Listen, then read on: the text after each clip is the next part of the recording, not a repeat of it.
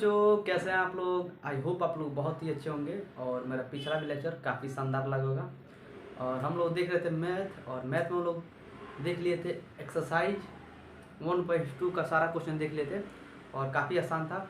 और एक बार बता दें कि जो एक्सरसाइज 1.1 का सारा क्वेश्चन था, एक्सरसाइज 1.1 का क्वेश्चन, सारा क्वेश्चन किस पर लगेगा, तो ए बराबर बी क्यू प्लस आर पर। ए बराबर बी क्यू प्लस आर, जो ए है आपका ये भाज्य है, बी जो है भाजक है, क्यू जो है भागफल है, और जो आर है आपका शेष है या शेषफल है। और एक्सरसाइज 1.2 का सारा क्वेश्चन किस पे लगेगा, अभाज्य गुणनखंड विधि जो है, अभाज्य गुणनखंड विधि द्वारा, ये था अभाज्य गुणनखंड विधि द्वारा था। और एक्सरसाइज 1.3 जो है, अब जो हम लोग को पढ़ना है एक्सरसाइज 1.3, ये आपका होगा परिमेय और अपरिमेय, परिमेय और अपरिमेय। बस ये देखिए, एक होता है पढ़ाई के जो सीक्वेंस है ना, एक सिस्टमेटिक तरीके से पढ़ेंगे तो काफ़ी मजा आएगा। और क्वेश्चन जो होगा ना, आपको भूलेंगे नहीं कि किस चैप्टर में हमको कौन सा क्वेश्चन हमको पढ़ना था और हम कौन पढ़े हैं। जैसे एक्सरसाइज अगर देखेंगे तो एक्सरसाइज 1.1 में आपका ए बराबर बी क्यू प्लस आर, इसके सारे क्वेश्चन ए बराबर बी क्यू प्लस आर पर ही लगेंगे, यूक्लिड व्यवहार परिमेय का, जिससे आपके बोर्ड एग्जाम में लगभग 100% 3 नंबर का क्वेश्चन पूछेगा। ये निश्चित है, इस चैप्टर से आपके बोर्ड एग्जाम में 3 नंबर से क्वेश्चन पूछेगा, 3 नंबर याद रखिएगा। और देखिए, ये जो है आपसे, इससे आपके बोर्ड एग्जाम में 3 नंबर का क्वेश्चन पूछेगा। देखिए, एवरेज हर एक चैप्टर से आपके 3 नंबर, और जिससे ज़्यादा नंबर क्वेश्चन पूछेगा उससे हम आप 100% बताएंगे। जैसे एक्सरसाइज से आपके 1.3 से आपके बोर्ड एग्जाम में 4 नंबर का क्वेश्चन पूछेगा, 4 नंबर क्वेश्चन पूछेगा। हम ये भी बताते हैं कौन सा क्वेश्चन पूछेगा आपके बोर्ड एग्जाम में, एकदम 100%। ये हम क्लियर नहीं कर सकते कि यही क्वेश्चन पूछेगा, लेकिन इतना बता सकते हैं कि इसी स्टेप पर क्वेश्चन पूछा जाएगा जो कि आप आसानी से कर लेंगे। अगर आप एक क्वेश्चन कर लेते हैं तो उसी हिसाब से अगर दूसरा भी क्वेश्चन दे दिया जाए, केवल उसका वैल्यू चेंज कर दिया जाए, तो आसानी से आप सारे क्वेश्चन को कर लेंगे। तो बस वहाँ पर केवल वैल्यू चेंज होगा आपको, लेकिन हूबहू क्वेश्चन आपके बोर्ड एग्जाम में मिल जाएगा। चलिए हम लोग देखते हैं एक्सरसाइज 1.3। आपको बता दिए कि एक्सरसाइज 1.1 में आपका ए बराबर बी क्यू प्लस आर पर सारे क्वेश्चन करना है, और एक्सरसाइज 1.2 में अभाज्य गुणनखंड विधि द्वारा आपको एचसीएफ और एलसीएम निकालना है, ये भी आपको पता चल गया है। और जो आपका है 1.3, इसमें हम लोग देखेंगे परिमेय और अपरिमेय संख्या के बारे में। और एक क्वेश्चन आपके बोर्ड में काफ़ी इंपोर्टेंट पूछता है कि √2 है, √2 है, ये आपके ऑब्जेक्टिव में पूछेगा, और सब्जेक्टिव में पूछता है कि √2 एक अपरिमेय संख्या है तो सिद्ध करें। तो ये आपसे यहाँ से आपके बोर्ड एग्जाम में 4 नंबर क्वेश्चन बन सकता है। जैसे 2 क्वेश्चन आपके दे देता है, ऐसे दे देगा, बोलेगा √3 है, क्या है ऑब्जेक्टिव में, तो इसको बोलेंगे कि एक अपरिमेय संख्या है। और ऐसे भी एक क्वेश्चन थोड़ा सा बड़ा टाइप का दे देगा, जैसे दे देगा 3 प्लस √3, और क्या सब दे सकता है, इंटू यहाँ पर दे सकता है 3 प्लस, यहाँ पर माइनस दे सकता है, चाहे इक्वल टू, बीच में इक्वल टू चिन्ह दे देगा, और 3 माइनस √3। अब पूछेगा बताइए यह एक परिमेय संख्या है कि अपरिमेय संख्या है, तो यहाँ से आपकी 1 नंबर और यहाँ से आपकी 1 नंबर। अब यहाँ से आता है कि √2 के जगह पर √3 या √2 या √5 या 2√5 या 1/√2, यहाँ से आपके बोर्ड एग्जाम में 100% 1 नंबर का क्वेश्चन बनेगा, सॉरी 2 नंबर क्वेश्चन बनेगा। शॉर्ट क्वेश्चन में 100% बनेगा तो बनेगा, ये मेरा वादा है। तो यहाँ से आपके बोर्ड में लगभग 4 नंबर का क्वेश्चन बन जाते हैं, और इजी है। आप जान रहे कौन क्वेश्चन पूछेगा, यहाँ पर √2 पूछ सकता है, या √2 या √3 √4 √5 √6 ऐसे पूछ सकता है, या ऐसे क्वेश्चन करके दे देगा। एक स्टेप में बनाने के बाद आपको पता चलेगा कि वो संख्या परिमेय है कि अपरिमेय है, तो एक स्टेप में ऐसे क्वेश्चन दे सकता है। और ये तो निश्चित है कि इसमें से कोई एक क्वेश्चन आपके बोर्ड में पूछ लेगा 2 नंबर का, सब्जेक्टिव में शॉर्ट क्वेश्चन में, तो 4 नंबर एकदम 100% बनेंगे, ये मेरा वादा है। आइए चलते हैं अपने लेक्चर की तरफ। आज हम लोग पढ़ना है एक्सरसाइज 1.3, और सबसे पहले हम लोग देखते हैं कि परिमेय संख्या कहते किसे हैं, परिमेय संख्या कहते किसे हैं, परिमेय संख्या किसे कहते हैं। तो ये आपका है 1.3 एक्सरसाइज। अब होता है कि सबसे पहले आता है कि परिमेय संख्या किसे कहते हैं, क्या परिमेय संख्या,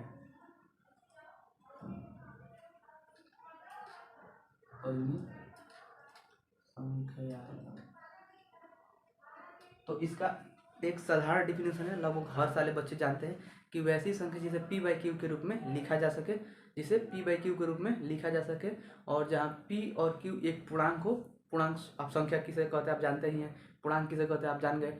तो जहाँ पी और क्यू एक पूर्णांक है। देखिए एक बात आपको बताना चाहते हैं, क्वेश्चन में जो चीज़ कह रहा है ना उसके बारे में आपको अच्छे से पता होना चाहिए। जैसे पूछ रहा है कि पी बाई क्यू के रूप में लिखा जा सके वैसी संख्या जिसे पी बाई क्यू के रूप में लिखा जा सके, लेकिन ये भी कह रहा है ना कि पी और क्यू एक पूर्णांक हो। तो पूर्णांक मैंने पता होना चाहिए कि पूर्णांक मैंने कहता क्या है, पूर्णांक का डिफिनेशन क्या होता है, ये आपको पता होना चाहिए। तब आप किसी क्वेश्चन को आसानी से समझ पाएंगे, अच्छे से समझ पाएंगे। और उसके बाद कहता है कि Q not equal to zero, कहता है कि वैसी संख्या जिसे पी बाई क्यू के रूप में लिख दें। और ये भी कहता है, ये आपको पता स्टेप हो गया, कहता है पी और क्यू ये पूर्णांक है। और इसके बाद तीसरे स्टेप में कहता है कि Q not equal to zero, मतलब क्यू कभी जीरो नहीं होना चाहिए। क्यू जीरो हो जाएगा तो गड़बड़ हो जाएगा। जैसे मान लीजिए ये आपका 5 है, इसे पी बाई क्यू के रूप में लिख सकते हैं कि नहीं लिख सकते हैं, तो आप बोलिएगा एकदम 100% लिख सकते हैं, क्योंकि इसके नीचे कुछ नहीं था 1 है। तो अब कह रहा है कि अब जानते हैं कि पी बराबर 5 है या क्यू बराबर कितना है 1 है। अब बोला कि Q not equal to zero, मतलब क्यू कभी जीरो नहीं होना चाहिए। अगर यहाँ पर जीरो हो जाएगा तो इसे पी बाई क्यू के रूप में नहीं लिख पाएंगे। तो इसीलिए कहता है कि क्यू कभी जीरो नहीं होना चाहिए, मतलब क्यू का मान जीरो नहीं, 1 2 3 4 5 हो सकता है, चलेगा। तो ये है आपका। तो क्या होता है परिमेय संख्या, वैसी संख्या है जिसे पी बाई क्यू के रूप में लिखा जा सके, और पी और क्यू एक पूर्णांक है जहाँ क्यू नॉट इक्वल टू आपका जीरो होगा, Q not equal to zero, ये आपका हो गया परिमेय संख्या। अब अपरिमेय संख्या आ जाता है, यहीं पर समझ लेते हैं अपरिमेय संख्या। अब अपरिमेय क्या होता है, अ माने नहीं, माने जिसे परिमेय माने जाएंगे पी बाई क्यू के रूप में लिखा जा सके। अब उसके आगे अ लग गया तो अपरिमेय, जिसे पी बाई क्यू के रूप में नहीं लिखा जा सके, जहाँ पी और क्यू एक पूर्णांक है और क्यू नॉट इक्वल टू एक जीरो। तो ये आपका है अपरिमेय संख्या, माने वैसी संख्या जिसे पी बाई क्यू के रूप में नहीं लिखा जा सके। जैसे मान लीजिए कि आप और सिंपल में पूछ सकते हैं कि √2 है, √2 क्या है, एक अपरिमेय संख्या है, लेकिन इसे पी बाई क्यू के रूप में लिख सकते हैं, इसके नीचे कुछ नहीं तो 1 है। लेकिन एक काफ़ी इंपॉर्टेंट पॉइंट है कि √2 जो है एक अपरिमेय संख्या है, आप जानते हैं अपरिमेय है, और एक जो है ना एक आपका ये परिमेय है। यहाँ एक काफ़ी महत्वपूर्ण पॉइंट आपको पता चलेगा, और आप ये हमको पता चलेगा यहाँ पर कि एक साधारण पॉइंट्स इंपॉर्टेंट पॉइंट्स ये पता चलेगा कि परिमेय और अपरिमेय संख्या जब आपस में मिलते हैं ना तो वह एक अपरिमेय संख्या देते हैं। जब इसको आपस में ऐड करेंगे तो ये आपका बनेगा अपरिमेय, कभी परिमेय नहीं बनेगा, याद रखिएगा। एक परिमेय और एक अपरिमेय आएगा ना तो दोनों मिलकर अपरिमेय होगा, दोनों मिलकर अपरिमेय होगा, ये आप लोग याद रखिएगा। तो आपको पता चल गया। तो हम लोग चलते हैं एक छोटा सा क्वेश्चन देखते हैं, तो आप समझ जाएंगे परिमेय संख्या किसे कहते हैं और अपरिमेय संख्या किसे कहते हैं, आपको पता हो गया। अब आपके बोर्ड एग्जाम में चलते हैं, स्टार्ट करने से पहले आपको एक ऑब्जेक्टिव क्वेश्चन 1 नंबर का आपके बोर्ड एग्जाम में 100% पूछता है, एकदम पूछेगा तो पूछेगा। जैसे पूछ सकता है कि √2 क्या है, √2 क्या है, एक परिमेय संख्या है।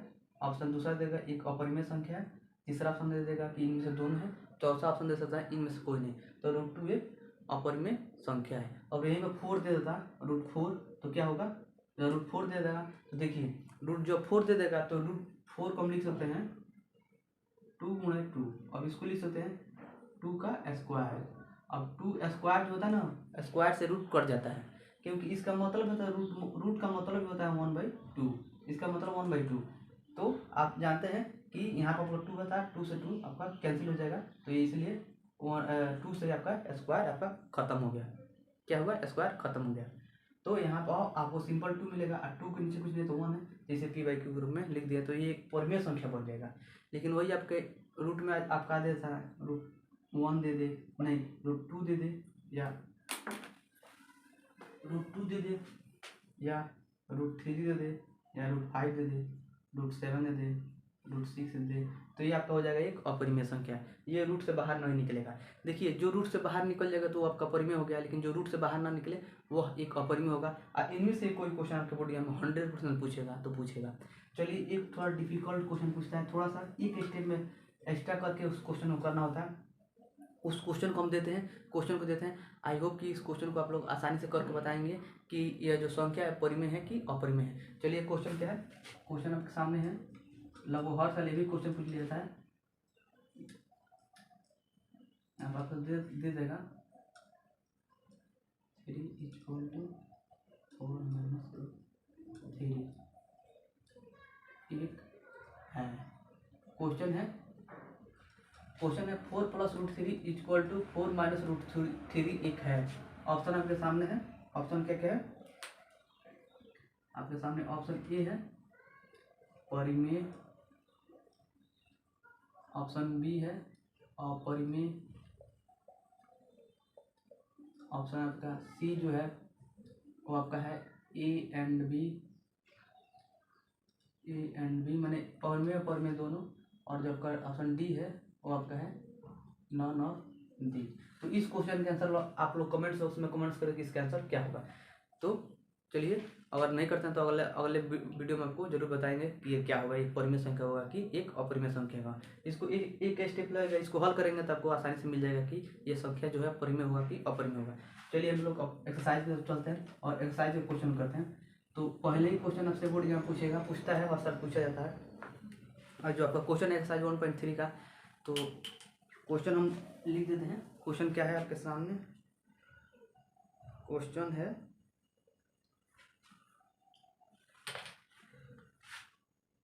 क्वेश्चन हो क्या कि हमारे पास एक और एक्स्ट्रा मोबाइल है, तो उसको हम लोग किए क्या है कि क्वेश्चन को हम लोग लिख लिए हैं, मोबाइल में ही फ़ोटो ले लिए हैं। यहाँ पर आप देख सकते हैं, यहाँ पर मोबाइल में क्वेश्चन को फोटो ले लिए हैं। चलिए, क्वेश्चन जब आपका पहला है बोल रहा है कि सिद्ध कीजिए कि √5 एक अपरिमेय संख्या है। बोल रहा है कि सिद्ध कीजिए कि √5 एक अपरिमेय संख्या है। ये काफ़ी इंपॉर्टेंट क्वेश्चन है। आपसे बोले थे क्वेश्चन पूछेगा तो पूछेगा, पूछ रहा है, बोल रहा है कि सिद्ध कीजिए कि √5 एक अपरिमेय संख्या है। चलिए हम लोग सिद्ध करते हैं। लेकिन सिद्ध करने से पहले आपको एक चीज़ पता होना चाहिए। एक चीज़ ये पता होना चाहिए कि सह-आभाज्य संख्या किसे कहते हैं। सह-आभाज्य संख्या किसे कहते हैं? सह-आभाज्य संख्या किसे कहते हैं, ये हम आपको बता भी दिए, काफ़ी इजी तरीके से बताए थे। और इसको डिफिनेशन आसान है। देखिए, वैसी दो संख्या है जिसका HCF 1 हो। HCF कैसे निकलता है? गुणनखंड विधि द्वारा। तो ऐसे भी निकाल सकते हैं, जिस तरीके से आप निकाल सकते हैं भाग विधि द्वारा भी निकाल सकते हैं। तो आपको यहाँ मिलेगा क्या कि बोल रहा है कि आपको इसका डिफिनेशन क्या होगा कि वैसी दो संख्या है जिसका HCF आपको 1 आता है, तो उसी को बोलेंगे एक वो सह-आभाज्य संख्या है। जैसे आपके दे सकता है 3 और 5, ये पूछता क्या है, तो इसको ये आपका होगा सह-आभाज्य संख्या। ये सह-आभाज्य संख्या है। वही आपका 4 और 6 आ जाएगा, तो ये आपका सह-आभाज्य संख्या नहीं है, क्योंकि इसका जब HCF निकालेंगे तो इसमें आपको एक से ज़्यादा मिल जाएगा। मैंने वैसी दो संख्या जिसमें केवल HCF 1 आए, उसके अलावा और कुछ ना हो, एक को छोड़ो कोई और संख्या ना आए, उभयनिष्ठ गुणनखंड। या ये भी कह सकते हैं कि वैसी दो संख्या है जिसमें उभयनिष्ठ गुणनखंड केवल एक हो। उभयनिष्ठ में क्या होता है? दोनों में शामिल। मैंने वैसी दो संख्या है जिसमें उभयनिष्ठ गुणनखंड केवल एक हो, उसके अलावा और कुछ ना हो, तो वही आपको होगा सह-आभाज्य संख्या। तो यहाँ से आपको पता चल गया। देखिए, कोई भी टर्म अगर आपके क्वेश्चन में आता है तो उस टर्म के बारे में आपको पता होना चाहिए। अगर पता होगा तभी उस क्वेश्चन को आसानी से आप समझेंगे। जैसे आपको बीच में एक आएगा कि कहेगा कि P और Q एक सह-आभाज्य संख्या है। P और Q एक सह-आभाज्य संख्या है, तो आपको पता होना चाहिए कि P और Q जब एक सह-आभाज्य संख्या है तो उसका मतलब क्या है। इसका मतलब यह है कि जो P और Q का जब वैल्यू रखेंगे तो उसमें जो HCF होगा केवल 1 आएगा, वहाँ केवल 1 आना चाहिए। इसका मतलब P और Q का वैल्यू 1 आना चाहिए, उससे ज़्यादा नहीं आना चाहिए। 2 आ जाएगा तो गड़बड़ है, वो आपको सह-आभाज्य संख्या नहीं होगा। तो सह-आभाज्य संख्या आपको जानना पड़ेगा। तो ऐसे छोटे छोटे जो पॉइंट्स आपके बीच में आ जाते हैं, क्वेश्चन के बीच में आ जाते हैं, वो सारे पॉइंट्स को पता होना चाहिए, तभी क्वेश्चन को आप आसानी से समझेंगे और आसानी से कर पाएंगे और मज़ा भी आएगा। चलिए करते हैं हम लोग क्वेश्चन को। क्वेश्चन आपसे बोर्ड में पूछता है कि क्वेश्चन नंबर 1, सिद्ध करें कि √5 एक अपरिमेय संख्या है। यही हमको सिद्ध करना है कि √5 एक अपरिमेय संख्या है। तो चलिए हम सिद्ध करते हैं। सबसे पहले मान लेते हैं, माना माना कि माना में क्या, माना कि √5 माने हैं, तो मानने में क्या कुछ भी ले सकते हैं, लेट अस कुछ भी ले सकते हैं, तो लिखेंगे √5 एक परिमेय संख्या है, परिमेय संख्या है। माने क्या है कि √5 एक परिमेय संख्या है। तो जब √5 एक परिमेय संख्या है तो आपको एक पॉइंट्स आपके दिमाग में आएगा कि जब 5 एक परिमेय संख्या है तो √5 को क्या लिख सकते हैं, √5 को लिखेंगे p/q, क्योंकि कह रहा है कि √5 एक, हम माने हैं क्या है कि √5 एक परिमेय संख्या है। तो जब √5 एक परिमेय संख्या है तो √5 बराबर p/q। अब यहाँ पर ब्रैकेट में यही आता है, टर्म लिखना होता है कि जहाँ p और q में कोई भी उभयनिष्ठ गुणनखंड नहीं होना चाहिए, केवल एक को छोड़कर। देखिए ये सिंपल ये भी लिख सकते हैं कि p और q एक सह-अभाज्य संख्या है, या ये लिख सकते हैं पूरा में कि p और q में कोई भी एक उभयनिष्ठ गुणनखंड नहीं होना चाहिए, केवल एक को छोड़कर, माने एक होना चाहिए और कुछ नहीं आना चाहिए। तो अब जानते हैं कि यह जो लिखे हैं p और q के बारे में, यह ये लिखे हैं, इसका पूरा डिफिनेशन होगा सह-अभाज्य संख्या। तो यहाँ पर लिख सकते हैं सिंपली में कि p और q एक, जहाँ p और q एक सह-अभाज्य संख्या है, सह-अभाज्य संख्या है, तो इसको मिटा भी सकते हैं, ये बड़ा है, आप लोग आसानी से समझ गए कि यहाँ पर कह क्या रहा है कि जहाँ p और q में कोई भी उभयनिष्ठ गुणनखंड नहीं होना चाहिए, केवल एक को छोड़कर। तो यहाँ पर सिंपली भी लिख सकते हैं कि p, जहाँ p और q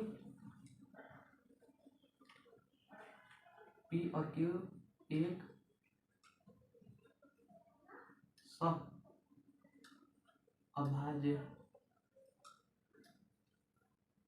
संख्या है। इसका मतलब HCF जो आएगा इसका कितना आएगा, 1 आएगा, ये भी लिख सकते हैं, HCF लिख सकते हैं कि 1, तो यह आपका ब्रैकेट में लिख सकते हैं। तो यह आपका हो गया। अब ये लिख दिए। अब यहाँ पर करेंगे क्या, तो तीसरा चीज़ गुणा करेंगे, तीसरा चीज़ मल्टीप्लाई करेंगे। तो जब गुणा करेंगे तो आपका क्या हो जाएगा, √5q इक्वल हो जाएगा आपका p, इसके नीचे कुछ नहीं तो 1 है, ये 1 इसके में गुणा होगा तो p हो जाएगा, q जाएगा इसके √5 का लगा तो √5 × q हो जाएगा, √5 × q, तो ये आपका हो गया। अब यहाँ पर करेंगे कि लिखेंगे इस स्टेप के बाद कि दोनों तरफ वर्ग करने को, दोनों तरफ वर्ग करने पर, जब वर्ग करेंगे तो क्या होगा, ये √5 है, तो √5 पे तो आपसे बताए थे कि जो स्क्वायर होता है रूट को काट देता है, जो स्क्वायर होता है रूट को काट देगा, तो ये आपका होगा 5, यहाँ पर सिंपली 5 हो जाएगा, और यहाँ पर q है तो q² हो जाएगा। अब यहाँ पर हो जाएगा आपका p², क्या होगा, जब दोनों तरफ वर्ग करेंगे तो ये जो रूट है स्क्वायर हट जाएगा तो 5 बचेगा, और q पर कुछ नहीं है तो q² हो जाएगा, i = p²। अब आप यहाँ पर देखेंगे कि अब हम सिंपल में पूछ दें कि q² बराबर क्या होगा, q² बराबर क्या होगा, तो p²/5। तो अब इससे पूछें कि जो q² जो 5 है p को क्या कर रहा है, यही लिखना होता है। देखिए करते सबको ये, लेकिन लिखने में थोड़ा जो दिक्कत होती है यहीं से आती है। अब यहाँ पर पूछ दें कि जो 5 है p को क्या कर रहा है, तो कोई भी संख्या यहाँ 5 है और यहाँ पर 3 है, तो 3 क्या कर रहा है, 5 को भाग दे रहा है, तो यही लिखना होता है। तो यहाँ पर लिखेंगे p जो है ना 5 को 5² को जो 5 जो है p² को विभाजित कर रहा है, तो उसके बाद अगला स्टेप में लिखेंगे तब 5 p को भी विभाजित करेगा। जैसे इस स्टेप को समझते हुए आसानी से इसमें लिखते हैं, यह है कि 5 जो है p² को विभाजित करेगा, चाहे कर रहा है, तो 5 p को भी विभाजित करेगा। अब यहाँ पर समझते हैं, जैसे मान लीजिए कि आपके सामने है 4, ठीक है, और ये आपका हो गया 2, मान लीजिए ये आपका हो गया। अब यहाँ पर 4 का स्क्वायर, तो स्टेप में यही लिखे हैं कि जो 5 है p² को विभाजित कर रहा है, तो यहाँ पर क्या कर रहा है, इसका मतलब क्या है, जो 2 है 4² को भी विभाजित कर रहा है, तो इसका मतलब जो 2 होगा 4 को भी विभाजित करेगा। यहाँ पर आप देख सकते हैं, मान लीजिए आप स्क्वायर करेंगे कितना हो जाएगा, 16 हो जाएगा। और जब 16 करेंगे ऐसे करेंगे तो आप भाग देंगे कितना मतलब 8 हो जाएगा, तो आपका कट गया, तो आपका कट गया। अब इसका मतलब यहाँ पर हो गया आपका कि जो 2 है 16 को भी मैंने 4 स्क्वायर को विभाजित करेगा। इसका मतलब जो 2 है 4 को भी विभाजित करेगा। तो ये भी आपको जब लगाएंगे 4 में तो आपको कितना मार्क्स मिल जाएगा, 2 मार्क्स में। तो ये भी आपका खत्म हो गया। तो यहाँ पर यही चीज़ करना है। तो चलिए यहाँ पर समझ गए। यहाँ पर लिखना क्या है, आपको लिखना ये है क्योंकि 5p² को विभाजित करता है। आप देख सकते हैं कि 5 जो है p² को विभाजित करता है, तो अतः जो 5 होगा 5p को भी विभाजित करेगा। ये लाइन जो 2 लाइन लिखे हैं आपको समझ में आया कि नहीं आया, यही हम आपको जानना चाहते हैं। लिखे हैं कि जो 5 है p² को विभाजित कर रहा है। तो यहाँ पे लिखे हैं कि दूसरे लाइन में कि अतः 5 जो होगा p को भी विभाजित करेगा। इसका मतलब p के जगह कुछ कोनो वैल्यू ले लीजिए। जैसे मान लीजिए p की जगह हम ले लिए आपका 15, तो 15 आने से क्या आपका 5 है, तो 5 है। तो यहाँ पर बोला है कि अब p² है, p 15 का स्क्वायर, तो हमको ये रहा है यह स्टेप कि जो p5 जो होगा मैंने p² को, इसका मतलब 5 जो होगा 15 के स्क्वायर को भी विभाजित करेगा। इसका मतलब जो 5 होगा 15 को भी विभाजित करेगा, तो 100% करेगा, यही लिखना है। अब ये हो गया। अब चलिए अब जब चलेंगे आगे तो अब लिखेंगे। अब तो ये तो भर गया, तो यहाँ तक आप लोग नोट कर लीजिए, यहाँ तक आप लोग नोट कर लीजिए, यहाँ तक आप लोग नोट कर लेंगे तो काफ़ी अच्छा हो जाएगा। नहीं तो इसको और इधर साइड में लिख लेते हैं, इसको और इधर साइड में, चाहे यहाँ तक नोट कर लीजिए, इसको हम मिटा दे रहे हैं। टोटल चीज़ एक बार स्क्रीनशॉट ले लीजिए, सबसे अच्छा रहेगा। अब इसको मिटा रहे हैं, तो इसको यहाँ तक हम छोड़ देते हैं। कहाँ तक, तो आप अगर चाहेंगे तो इसको मान लीजिए समीकरण 1, इसको समीकरण 1 मान लेंगे। चलिए मिटा रहे हैं, यहाँ तक क्या मिटा रहे हैं,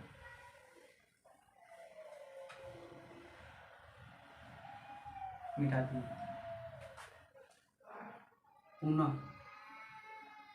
पुनः माना, पुनः क्या माना, तो मान लेंगे p बराबर 5r।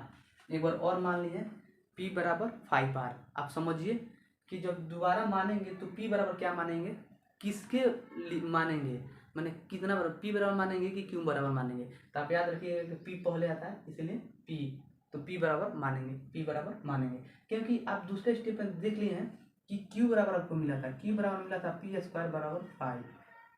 तो जो p बराबर मिला था तब q बराबर हो गया था, तब हमको चाहिए p बराबर, q बराबर को क्लियर हो गया था, तो हमको चाहिए p बराबर, इसलिए p बराबर माने। अब देखिए r हर एक में मानेंगे, जो 5 माने हैं ना, तो अगर यहाँ पर आपका 5 है तो 5 मानेंगे, 4 है तो 4 मानेंगे, 3 है तो 3 मानेंगे, 4 तो होगा नहीं कभी, 3 है तो 3 मानेंगे, 7 है तो 7 मानेंगे, 8 है तो 8 मानेंगे, या ऐसे मानेंगे। तो यहाँ पर अगर आपका 5 है तो 5 माने, तो p बराबर 5r, p बराबर 5r। अब लिखेंगे, अब p का वैल्यू है समीकरण 1 में रख देंगे, तो p बराबर 5r समीकरण 1 में रखने पर, जब रखेंगे समीकरण 1 में तब वो क्या होगा, तो देखिए इसको भी समीकरण 1 में, यहाँ पर आप ये क्या थे, यहाँ पर आपका एक स्टेप और आया था 5q²। यहाँ पर क्या आया था, एक बार मिटा दे रहे हैं, यहाँ पर आया था 5 जब स्क्वायर के क्या आया था 5q² बराबर p² आया था। इसको समीकरण 1 मान लीजिए, तो हम p बराबर समीकरण 1 में रखें, यहाँ पर मिटा दें, माना, पुनः माना क्या, तो p बराबर 5r, p बराबर 5r। अब देखिए p बराबर 5r समीकरण 1 में रखने पर, माने इस समीकरण में हम रखे हैं p बराबर 5r। तो अब क्या है, समीकरण 5 से जब चलेंगे तो q² ऐसे, अब p बराबर 5r रखना है, तो जब p की जब हम 5r रख दे रहे हैं, लेकिन p² है तो इसका मतलब इसका स्क्वायर हो जाएगा, इसका स्क्वायर हो जाएगा। समीकरण यही में आपका 1 है, और p की जगह कितना है, p बराबर केवल 5r है, तो p बराबर 5r रख देंगे, स्क्वायर है तो स्क्वायर कर दिए, और 5q²। अब यहाँ पर क्या होगा 25r² होगा कि नहीं होगा। अब यह 5 जाएगा इसके नीचे, तो q² बराबर क्या हो जाएगा आपका आपका 5r² होगा। जैसे ये जाएगा 5 इसके नीचे तो 25 से काट देगा तो कितना मतलब में जाएगा 5 मतलब। तो ये लिखिए कि q बराबर 5r², q बराबर 5r²। अब आप देखिए, तो अब यहाँ से आपको क्या मिलेगा कि यह अब जब जाएगा q, तो अब यहाँ से अगर सिंपली पूछे कि r बराबर क्या देखने को मिलेगा, r बराबर, तो जो r² पर क्या होगा, तो ये 5 जाएगा इसके नीचे, तो q²/5। देखिए ये स्टेप लिखा नहीं जाता है, लेकिन लिख दिए हैं हम, पहले में भी लिख दिए, दूसरे में भी लिख दिए, इसलिए लिख दिए क्योंकि यहाँ से आपको समझ में आए।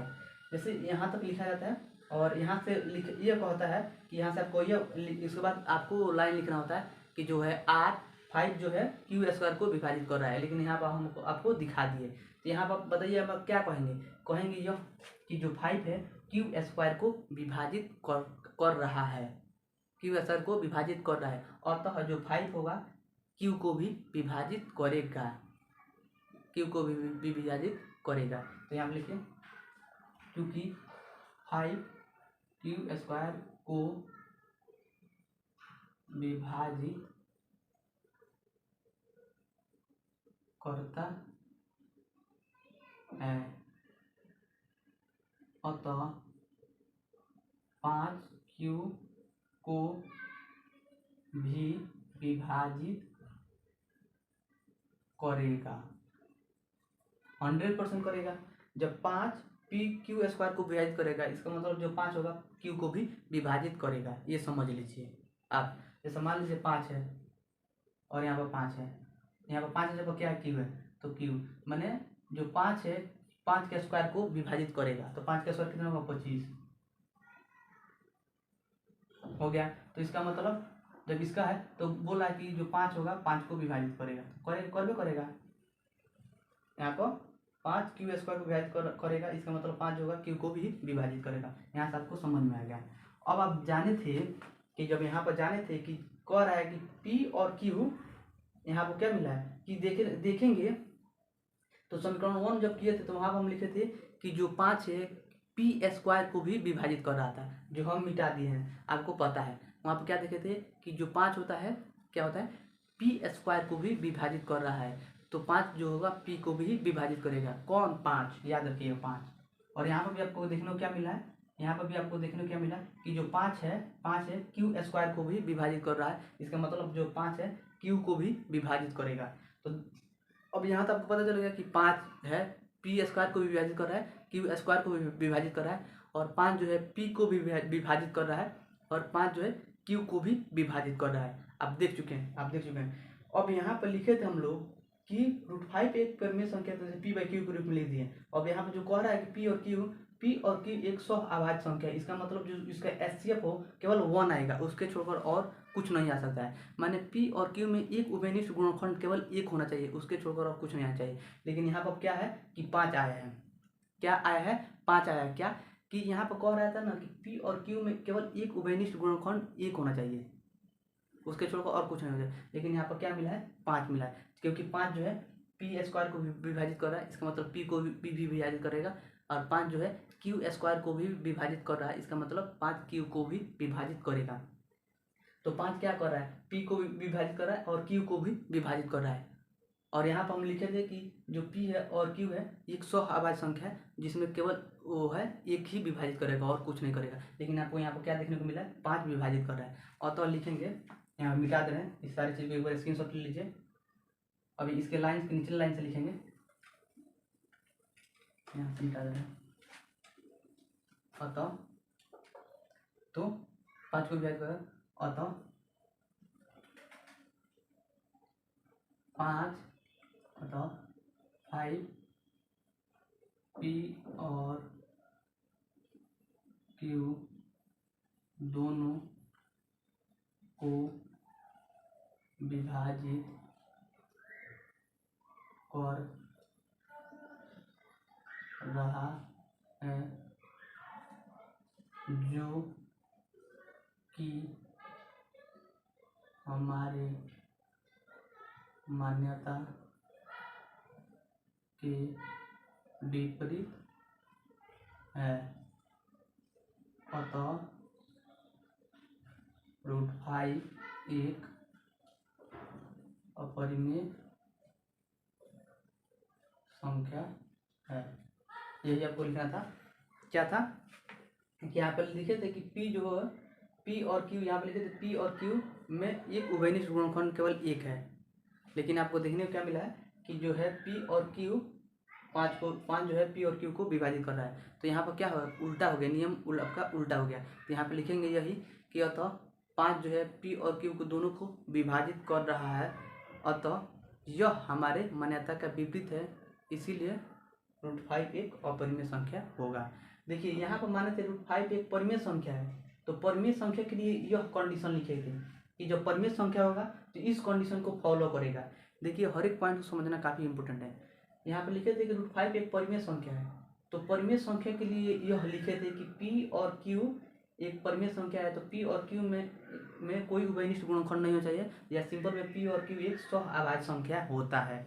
तो सहअभाज्य संख्या किसे कहते हैं, दो संख्या ऐसा है, दो आप देख ही रहे हैं पी और क्यू दो संख्या है, इसमें उभयनिष्ठ गुणनखंड केवल एक होना चाहिए, लेकिन आपको यहाँ क्या मिला है, 5 मिल जा रहा है। तो जब 5 मिल रहा है तो क्या है कि यह हमारे मान्यता के विपरीत है, इसीलिए √5 एक क्या होगा, अपरिमेय संख्या होगा। आई होप कि आपको पता चल गया होगा। देखिए इसको आसानी से 1 2 बार 3 बार कर लीजिएगा, आपको आसानी से पता चल जाएगा। हम लोग सबसे पहले क्या किए थे कि क्वेश्चन था आपका कि √5 एक अपरिमेय संख्या है, तो किए क्या है कि मान ली है कि √5 एक परिमेय संख्या है। जब √5 एक परिमेय संख्या है तो √5 को क्या लिख सकते हैं, p/q। अब p और जो q है तो ब्रैकेट में स्पेशल साइड में उसके लिखेंगे कि p और q एक सहअभाज्य संख्या है। इसका मतलब जिस दो संख्या है उसका HCF, p और q का HCF जो आएगा 1 आएगा। तो ये हो गया। तो मान लीजिए कि √5 एक परिमेय संख्या, तो उसे p/q के रूप में लिख दिए। उसका जो कंडीशन है कह रहा है p और q एक सहअभाज्य संख्या है। हम नीचे जब चलेंगे तो उसके नीचे क्या आएगा कि तिरछा तिरछी गुणा करेंगे, तो जब तिरछा तिरछी गुणा करेंगे तो √5 × q इक्वल टू होगा आपका p। √5 × q इक्वल टू आपका आएगा 5। अब नीचे लिखे हैं कि दोनों तरफ वर्ग करने, तो जब दोनों तरफ वर्ग करेंगे तो आपका आएगा 5 × q² equal to p²। 5 × q² equal to p²। अब 5q² है तो जो 5 है इंटू में रहता है तो किसी दूसरे तरफ जाता है तो बटे में लग जाता है, तो q² बराबर आपका होगा p²/5। और 5 आपका क्या कर रहा है, p² को विभाजित कर रहा है। इसका मतलब 5 जो होगा p को भी विभाजित करेगा। इसका मतलब 5 p के स्क्वायर को जब विभाजित कर देगा तो 100% जो है कि 5 जो होगा p को भी विभाजित करेगा। तो यहाँ तक था। अब उसके बाद था कि पुनः एक बार और माने एक बार और माने कि p बराबर हम लोग माने हैं 5r, p बराबर 5r। जब p बराबर 5r माने हैं तो हम लोग वहाँ पर q² बराबर 5q² बराबर p² बराबर उसको समीकरण 1 माने थे। अब वहाँ पर p का वैल्यू रख देंगे, तो वहाँ पर p² था तो p का वैल्यू माने हैं 5r, तो p का वैल्यू जो 5r माने हैं तो p² में जब रखेंगे तो 5r का स्क्वायर हो जाएगा। अब वहाँ पर क्या हो जाएगा 25r², तो q² इक्वल टू आपका आएगा 25r²। जब 25r² है और यहाँ पे है 5q², तो जो 25 जब जाए 5 जो q² का जो 5 है जाएगा 25 के नीचे, तो वह 5 मर्त में काट देगा। अब जब वहाँ पर जो r है, r² के जगह लगे जो 5 है वो आपका आएगा q के पास। अब q क्या करेगा, 5 जो है q² को भी विभाजित करेगा। इसका मतलब जो होगा q 5 को भी विभाजित 5 जो होगा q को भी विभाजित करेगा। तो यहाँ पर यह देखने को मिला है कि 5 जो है q को भी विभाजित कर रहा है और p को भी विभाजित कर रहा है। तो यहाँ आपको मिल रहा है यह कि यह हमारे मान्यता का विपरीत है, इसीलिए √5 एक परिमेय संख्या हो गया है। तो ये आपको जानना था। आया यहाँ आपको आसानी से पता चल गया होगा। 1 2 बार आप लोग क्वेश्चन करिएगा तो आपको आसानी से पता चल जाएगा कि कैसे करना है और किसके बाद क्या कौन सा स्टेप है। देखिए आसानी से अगर पढ़िएगा तो मज़ेदार तरीके से तो आपको काफ़ी मज़ा आएगा। चलिए हम लोग दूसरा क्वेश्चन में देते हैं। दूसरा क्वेश्चन आपका क्या है, दूसरा क्वेश्चन आपका है, दूसरा क्वेश्चन है कि बोल रहा है सिद्ध कीजिए कि 3 + 2 √5 एक अपरिमेय संख्या है। सिद्ध कीजिए कि दूसरा क्वेश्चन है सिद्ध कीजिए कि 3 क्या करना है कि सिद्ध करना है, सिद्ध करें 3 + 2 √5 एक अपरिमेय संख्या है। इसको सिद्ध करना है तो हम लोग क्या मानेंगे, माना कि देखिए एक्सरसाइज 1 पॉइंट में सारे चीज में मानेंगे, माना कि √5 3 + 2 √5 एक परिमेय संख्या है, परिमेय संख्या है। ये आपका क्वेश्चन नंबर दूसरा है, तो जब परिमेय संख्या है तो क्या होगा 3 + 2 √5 = p/q। हम यहाँ पे लिख सकते हैं क्या कि p और q का HCF सिंपल में लिख सकते हैं 1। इसका मतलब p और q एक क्या है, सहअभाज्य संख्या है। अब यहाँ पर क्या करेंगे कि यहाँ से आपको करेंगे क्या कि 2 √5 = p/q - 3। अब यहाँ पर आपको यह देखने को मिला है कि जो p/q है यह भी एक परिमेय संख्या है, जो 3 है यह भी एक परिमेय संख्या है, और 2 है यह भी आपका परिमेय संख्या है, लेकिन यहाँ पे जो 5 है यह आपका अपरिमेय संख्या है। तो अपरिमेय को एक तरफ कर देंगे और परिमेय को एक तरफ कर देंगे, तो इसका निचले स्टेप में क्या हो जाएगा √5 = हो जाएगा p/q - 3/2। 2 इंटू में इसके नीचे चला जाएगा, तो यह हो गया। अब आपको यहाँ पर क्या देखने को मिल रहा है, यह आपका है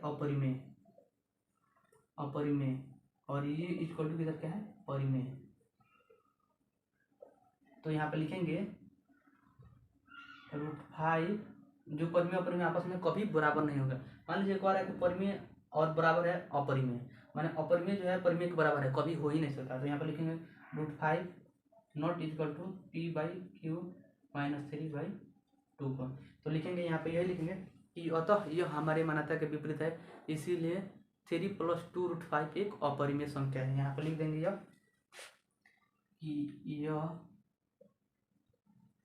हमारे मान्यता के विपरीत है, अतः 3 + 2 √5 एक अपरिमेय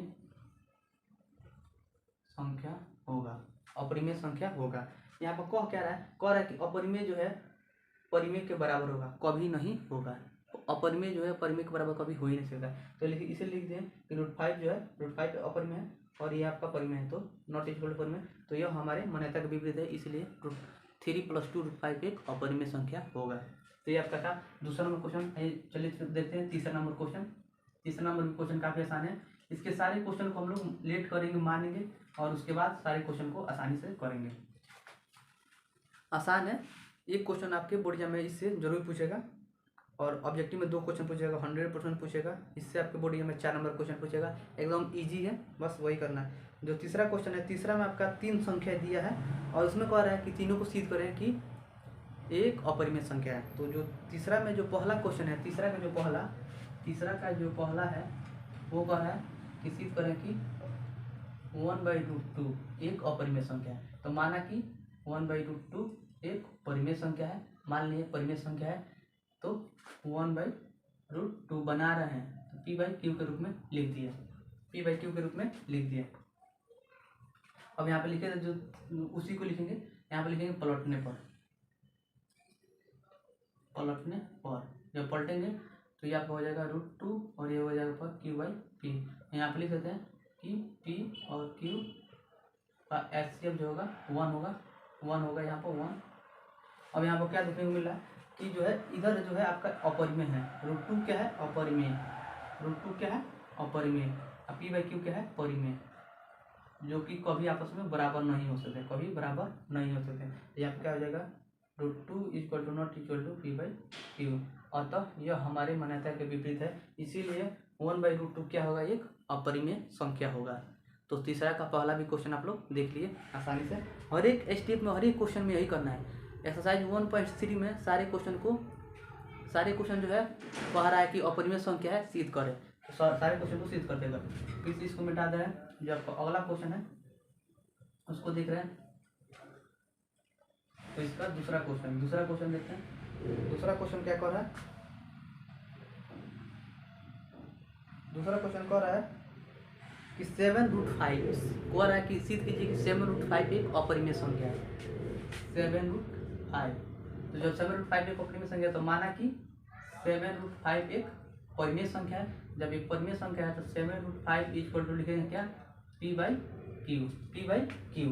अब P बाई क्यू लिखे हैं। अब यहाँ पर करेंगे आसानी से, अब और चाहेंगे तो वर्ग भी कर सकते, तो वर्ग मत कीजिए, इसको करिए क्या कि 7 को उधर बाटा में दीजिए, चाहे 7 को उधर बाटा में दीजिए।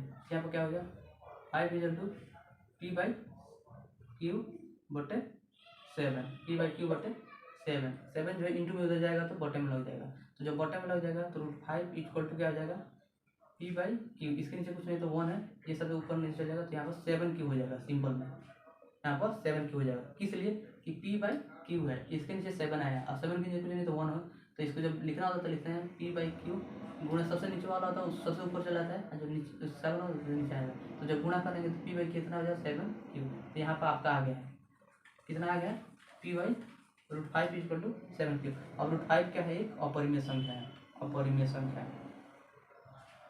और ये जो आपका है P बाई 7 क्यू, ये आपका क्या है, परिमेय संख्या है। क्या है, परिमेय संख्या।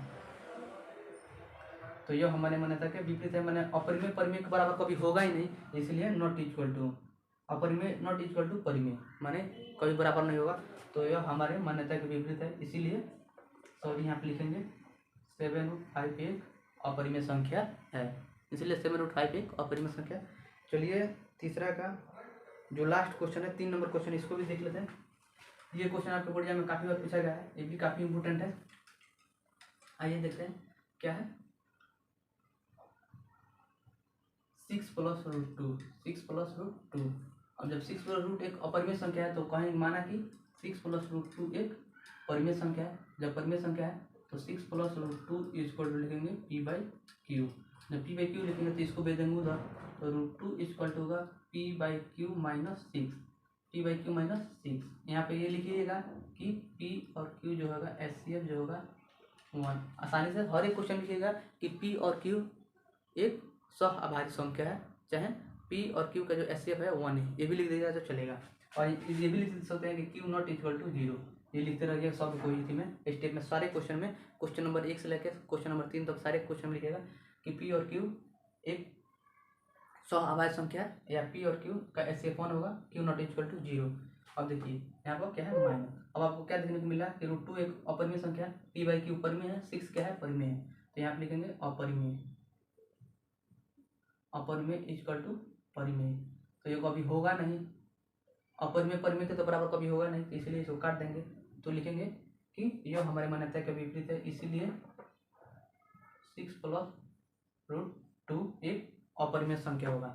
जो ये तो पूछा है, काफ़ी बार पूछा है, लेकिन जो पहला नंबर क्वेश्चन है आपका क्या था, 5 था, ये काफ़ी बार पूछा है, तो √5 यहाँ पर √3 भी कर सकता है, √3 भी कर सकता है, चाहे √2 भी कर सकता है, तो आसानी से आप लोग कर लेंगे, केवल वही करना है, वही स्टेप यूज करके सारे क्वेश्चन को आसानी से कर लेना है। और ये तो उसके बाद से जो पहला क्वेश्चन के बाद से जो दूसरा क्वेश्चन था, तीसरा क्वेश्चन था, वो काफ़ी आसान था और इसको करने में काफ़ी मज़ा भी आया।